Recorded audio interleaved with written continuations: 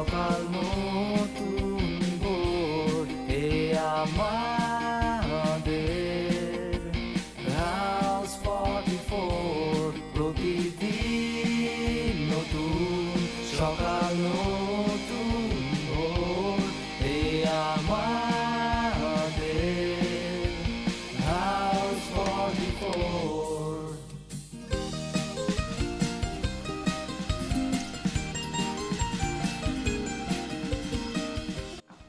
Local sponsor খুঁজতে হবে। এই ধরেন আলিফ লন্ড্রি, ফরহাদ ট্রেলার্স, তারপর ধরেন কুদ্দুস পানবিতান, এদের কাছ থেকে স্পন্সর নিয়ে এদের সৌজন্যে ডাস্টবিনগুলো দিতে হবে।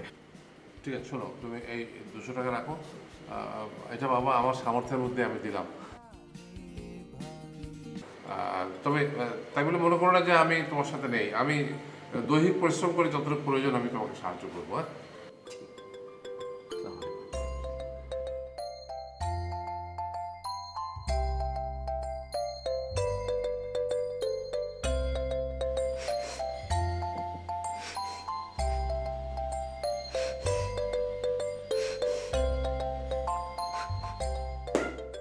তোর জ্বালায় আব্বুকে বলতে হবে আমাকে বিয়ে দিয়ে আমাকে পার করে দিতে। তোকে কি আমি কিছু বলছি? তুই এগুলো বলতেছিস কেন? কিছু না করলে এমনি এমনি নিজের বাড়ি ছেড়ে শ্বশুর বাড়ি চলে যেতে চাইতাম না। তোর এই প্যান প্যান প্যান প্যান আমার একদম ভাল লাগে না। আমি কি খালি একটা কারণে প্যান প্যান করতেছি? আগে তো যাইতে পারতেছি না, তার উপরে খাইতেও পারতেছি না। তোকে তো কেউ খাইতে মানা করে নাই, তোকে যাইতে মানা করছে, কেউ খাইতে মানা করে নাই।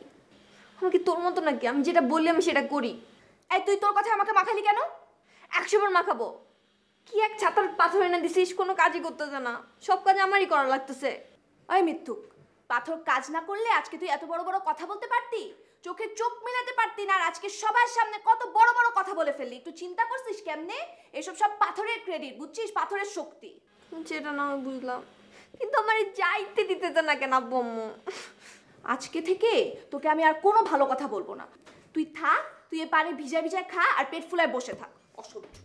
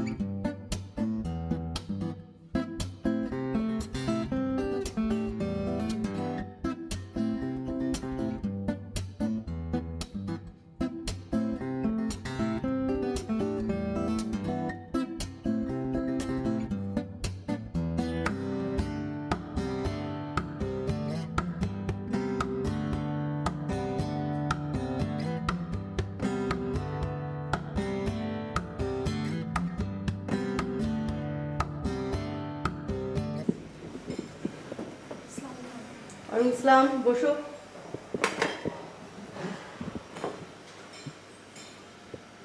তা জোহা কি তোমাকে ফোন করেছিল? না মানে হ্যাঁ আন্টি, বললো আপনার সাথে একটু কথা বলতে। তা কি বিষয়ে আমার সঙ্গে কথা বলতে বললো?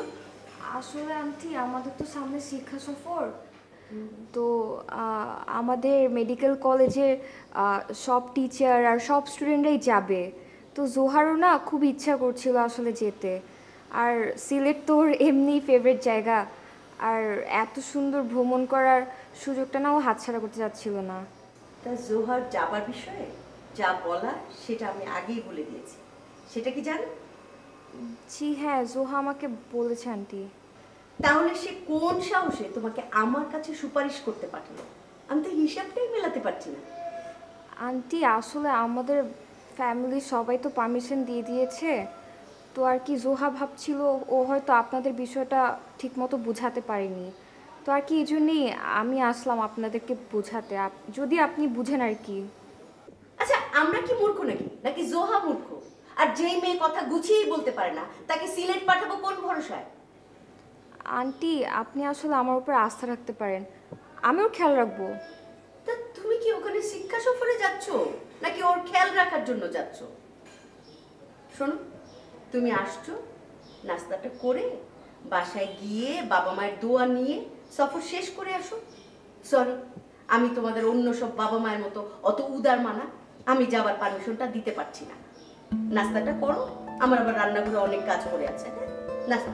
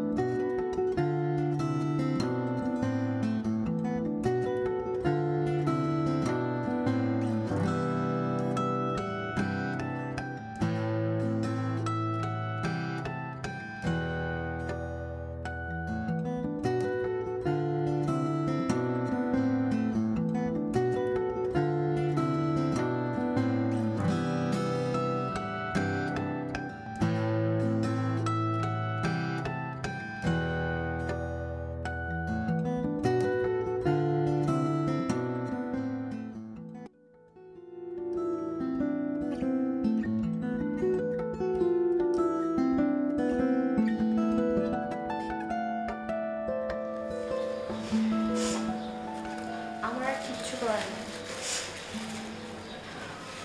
তার মানে আমার যাওয়া হচ্ছে না। আর কিভাবে যাবি, অনুমতি তো দিল না, এখন পালায় যাওয়া ছাড়া আর কোনো উপায় নেই। আমার পক্ষে যেটা সম্ভব না। তাহলে কেঁদে লাভ কি, চুপচাপ বাগা খাতো। বাবা মা করতে পারলাম আমার সাথে এমন। আমি সারাটা দিন না খাইছিলাম, তারপর আমার সাথে এরকম করলো। তো বাবা মাকে এরকম করে আমার আব্বু মুদে তুই কি করবি? সান্ত্বনা পাইতাম আর কি, শক্ত হইতাম। জোহা শোন, তোর না এসব শুনে কোনো লাভ নাই, সান্ত্বনা তো পাবিই না, উল্টা জ্বালা যা আসে না আরো বাড়বে। তুই বরং থাক, আমি যাই। যাস না, বার্গারটা শেষ করি, আবার কখন না কখন খাইতে পারি। আগে তো যাইতে পারলো না, তারপর আবার রাতে না খাইছিলাম। শরীর এমন দুর্বল লাগছে, কখন যেন হাত পাগুলো শরীর থেকে আলাদা হয়ে যায়। আরে পুরা খাইস না, অর্ধেকটা রেখে দে, পরে খাইস। থাক, খা বাবা খা। আচ্ছা তাহলে আমি আসি।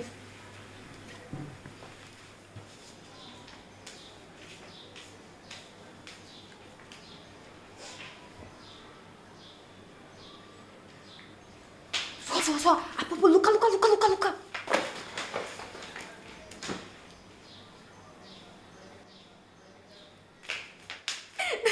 টেনশন নিস না, তুই বার্গার খা, মজা করতেছিলাম। ঠিক আছে থাক, আসি। আর আসিস না আমাদের বাসায়।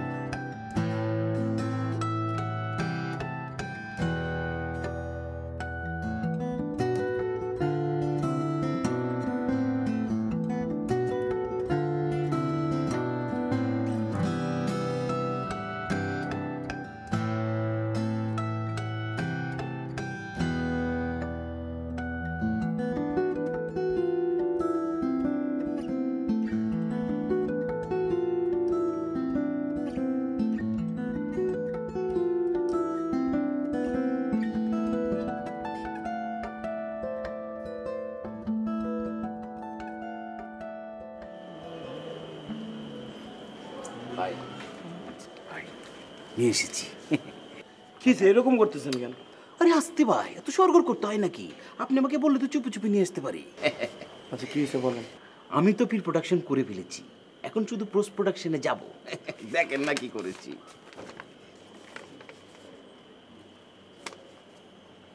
হ্যাঁ, আমাকে ব্যবহার করুন, বিজ্ঞাপনের জন্য বাড়া হইবে। প্রযত্নে জনাব রহমান, জনাবটা লাগিয়ে দিয়েছি, কি বুঝতে পেরেছেন? বাহ, চমৎকার হয়েছে, খুবই ভালো হয়েছে, মানে একদম কমিউনিকেটিং একটা মেসেজ হয়েছে। ফোন নাম্বারটাও দিয়ে দিয়েছি, ভালো করেছি না? বাহ, হ্যাঁ ভাই, নিজে করেছি বলে দুটো পয়সা বাঁচাতে পেরেছি। আপনার কি ধারণা আমি যদি কাজটা করতাম, পয়সা যদি বাঁচতো, আমি আপনাকে ফেরত দিতাম না? হ্যাঁ শুনেন, আমি আপনাকে বিশ্বাস করে টোটাল জিনিসটা, টোটাল আইডিয়াটা, বুদ্ধিটা দিছি না? আর আপনি আমাকে টাকাটা দিলেন না, আমি বুঝলাম না। শুনেন মিয়া ভাই, ব্যবসার বড় বিষয়টা হচ্ছে বিশ্বাস। বিশ্বাস যদি না থাকে তাহলে ব্যবসা করতেই পারবেন না। ভাই, আপনি কোন জায়গার কথা কোথায় নিয়ে যাচ্ছেন বলেন তো? আপনি সব কি বলতেছেন? আস্তে কথা বলেন, আস্তে, আমি একটু মজা নিলাম। সব সময় সব মজা ভালো না, বুঝতে পেরেছেন? হ্যাঁ, এখন আমার কথা মনোযোগ দিয়ে শুনেন, আমি কি করতে চাচ্ছি। আমি চাচ্ছি মহল্লাবাসী সবাইকে একত্রিত করে এই বিষয়টা একটা সারপ্রাইজ দিয়ে দিই, কি বলেন? আরে রাখেন, মহল্লাবাসী, এলাকাবাসী, এরা তো অনেক দূরের বিষয়। আগে আপনাকে যারা আন্ডার এস্টিমেট করছে এই বাসার লোকজন, তাদের ধোতা মুখটারে বোতা করে দেন, তাদেরকে আগে জানান দেন। এটা তো একটা ভালো কথা বলেছেন, আগে ঘরে রাজত্ব করতে হবে, তারপর অন্য জায়গায়। হ্যাঁ, তাইলে খুব ভালো হবে বিষয়টা, ঠিক আছে? আইডিয়া।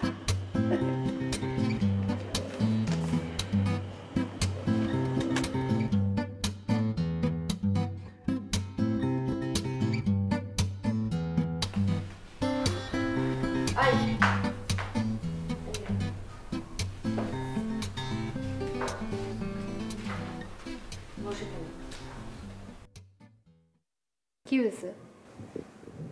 তোর ছোটটা জোহা পুরোপুরি বেঁকে গেছে। বেগে গেছে মানে? আর সকালে তোর বাবা আর আমি এত করে বললাম যে শিক্ষা সফরে যাওয়া চলবে না, তারপর থেকে খাওয়া দাওয়া, এমনকি মেডিকেলেও যায়নি, ওই তুই যেভাবে দেখে গেছিস ওইভাবেই আছে। আবার মাঝখানে একটা কাহিনী ঘটলো। কি কাহিনী? ওই যে জোহার বান্ধবী আছে না একটা, কি যেন নাম, প্রায় যে আমাদের বাসায় আসে, জোহা নাকি ওই বান্ধবীকে ফোন করে আনিয়েছে আমাদেরকে বোঝানোর জন্য, মানে আমাদের কাছে সুপারিশ করার জন্য। জানি তো এসব জোহা করছে না, জোহাকে দিয়ে ওই বান্ধবীটা করাচ্ছে। জোহার মাথাটা পুরোপুরি গেছে নষ্ট হয়ে ওই বান্ধবীটার কারণে, মানে ফাজিল মেয়েটা তার নিজের পাল্লাটা ভারী করছে, ফাইজলামি একটা। তুমি কিভাবে কনফার্ম হলে যে ওর বান্ধবী ওকে দিয়ে করাচ্ছে? আরে তোহা, কথা শুনলেই তো বোঝা যায়। আর আমাদের জোহাকে ছোটবেলা থেকে চিনি না, তুই জানিস না কেমন ভীতু টাইপের। আর জোহারকে এত সাহস আছে মুখে মুখে তর্ক করার? হ্যাঁ, একদম পুরোটা মাথাটা একদম নষ্ট করে দিয়েছে ওই বান্ধবীটা। ওর সঙ্গে মেলামেশা একদম বন্ধ। শোন, তুই ওর রুমে যাবি, একদম স্ট্রেইট বলবি ওই বান্ধবীর সঙ্গে সমস্ত যোগাযোগ বন্ধ, কোনো মেলামেশা নাই। আর যদি ওই বান্ধবীর সঙ্গে মেশে, আমি মেডিকেলে যাওয়া বন্ধ করে দিব, পড়ালেখা লাগবে না, ডাক্তার হওয়া লাগবে না, ঘরেই থাকবে। মা, অন্যের সম্পর্কে এভাবে খারাপ বলতে হয় না। আর জোহা তো এখন বড় হয়েছে, নিজের ভালো নিজে বোঝে।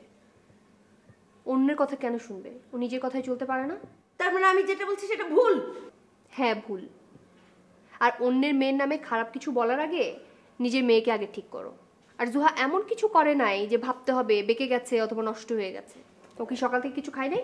তুই যা দেখ। মা, তুমি না এমন ভাবে চিৎকার করো মাঝে মাঝে।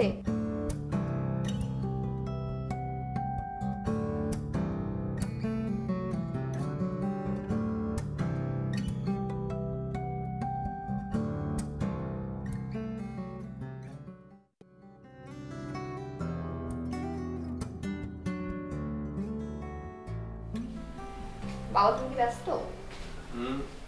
না, ব্যস্ত আর কি, এই দেখ না, এই যে ইলেকট্রিক বিল, টেলিফোন নিয়ে মানে ব্যস্ত থাকার চেষ্টা করছি। তুই অফিস থেকে কখন এলি? এই যে মাত্রই। তো যা, কাপড় চোপড় ছেড়ে ফ্রেশ হয়ে না, যা। না, তোমার সাথে আমার আসলে কিছু কথা ছিল, সেজন্যই বলতে আসলাম। কি কথা? জোয়ার ব্যাপারে। আর জোয়ার ব্যাপার? সেই যে সকালে রাগ করেছে, এখন পর্যন্ত রাগ ভাঙেনি, খাওয়া দাওয়া সব বন্ধ। আমি যেটা চেষ্টা করবো তাও পারছি না তোর মায়ের জন্য। বাবা দেখো, সকাল থেকে না খেয়ে আছে, কালকে পর্যন্ত যদি এটা গড়ায় অসুস্থ হয়ে যাবে না? না কিন্তু যে মেয়ে আমার হাত ছেড়ে রাস্তায় হাঁটতেও পারে না, সে ওখানে গিয়ে করবেটা কি আমাকে বল। বাবা, ও যখন এখন নিজের থেকে যেতে চাইছে, আমাদের তো বারণ করাটা বোকামি হচ্ছে, বুঝতে পারছো তুমি?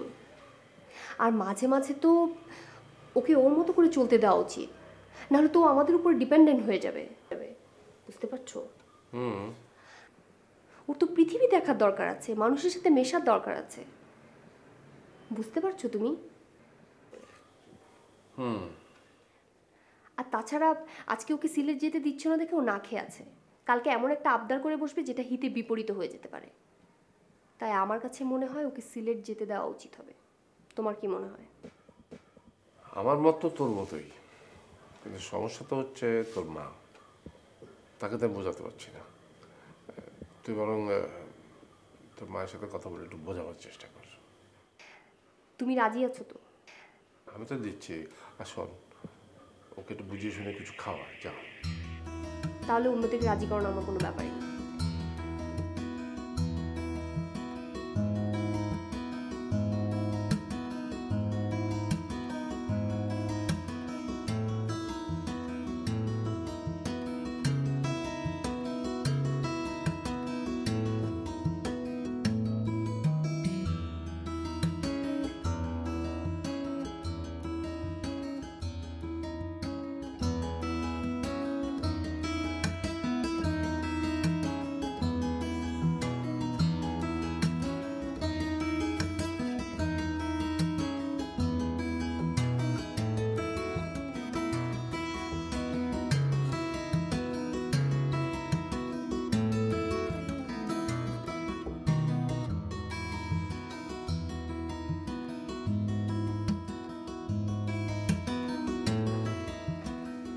আপনারা সবাই তাহলে এসেছেন?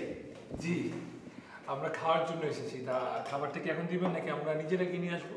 হ্যাঁ, নিজের কাজ তো নিজে করলে ভালো, নিজে নিয়ে নিজে কাবে অসুবিধা কি? যাই হোক, আমি আজকে একটা বিশেষ কাজে তোমাদের সঙ্গে কথা বলার জন্য উপস্থিত হয়েছি। কি আর বলবেন, ডাইলে কি লবণ কম হয়েছে? আচ্ছা রমন ভাই, আপনি এরকম সব কিছু ঘুরে বেঁচে কথা বলেন কেন? হ্যাঁ, এত তাল বাহানা না করে সোজাসুজি কথা বলতে পারেন না? হ্যাঁ, আরে ভাই, সুজি তো বলতেছি, আপনি এত এক্সাইটেড হচ্ছেন কেন? আর এই ছেলে, তুমি তো কোনোদিন ডাইল খাও না। ডাইলে লবণ বেশি হলে কি আর কম হলে কি, তোমার তো কোনো সমস্যা নেই। রমন ভাই, আপনি কেন খালি মানুষের কথা ধরেন? নিজেকে নিয়ে নিজে একটু থাকতে পারেন না? আরে ভাই, নিজেকে নিয়েই তো নিজে আছি, সেই জন্য আমি কি করেছি, এক মিনিট।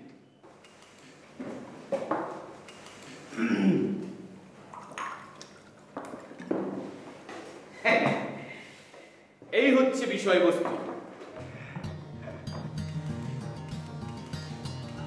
এই যে দেখো কি লেখা আছে, আমাকে ব্যবহার করুন, হ্যাঁ, বিজ্ঞাপনের জন্য বাড়া হইবে, আর প্রযত্নে জনাব রহমান।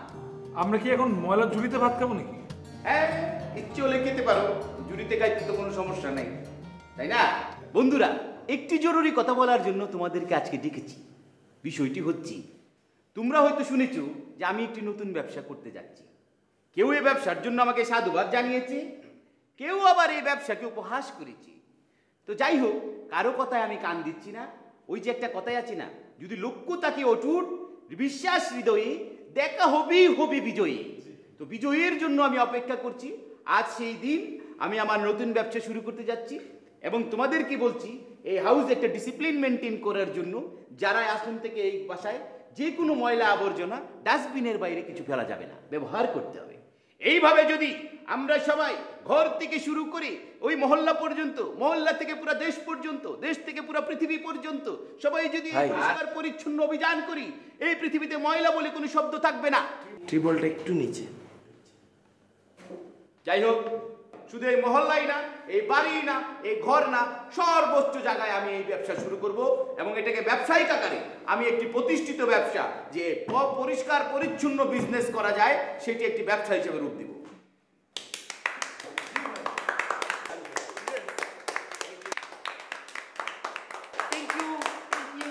Thank you. ভাইয়া, তাহলে কি আপনি আজকে থেকে আপনার কার্যক্রম শুরু করবেন? পুকা চেলি, আজকে থেকে কি, এখন থেকে শুরু করছি।